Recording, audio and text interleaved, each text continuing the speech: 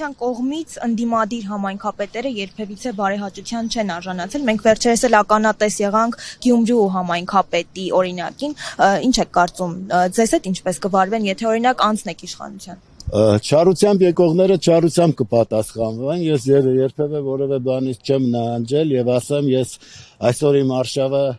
մեկնարկը սկսեցի Եռաբլուրից, ես Եռաբլուրի քաջերի զինվորն եմ, բոլոր են դուխով փալասները, ովքեր կփորձեն չարամտորեն ինչ-որ գործողություններ ծրագրել, անել չարքապատկանները, ասել եմ, կփալասվեն հայ ժողովրդի ոտքերի տակ։ Ակնհայտ է, որ իշխանությունն արդենից վարչական ռեսուրս է կիրառում, օրինակ այստեղ գալուց էլ նկատեցինք, որ ամբողջ Էջմիածինը, այդ ճանապարհի ամբողջ հատվածը Արգիշտի Մեխակյանի լուսանկարներն են փակցնում, առանձին իրենց համար վահանակներ են սվարկա արել, նաև տեսանք, որ լրագրող Լիա Սարգսյանը տեսանյութ էր պատրաստել, որտեղ մարզպետը իշխանական թեկնածուն կերուխում էին կազմակերպել բարեգործության անվան տակ, գումար էին բաժանում, սա ըստ էության արդեն չարաշահում չի։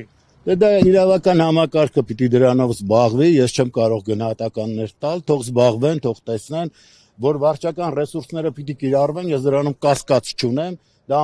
ուրեմն փոքրն է, որ կանեն, ես կուզեի չարության ռեսուրսները չկիրառեին եւ այնպես չանային, որ մեր ժողովուրդը վերջնականապես հիասթափվեր բոլոր նրանցից, ովքեր այսօր ստանձնել են երկրում իշխանության ղեկը։ Պարոն Մանուկյան, անելիքներից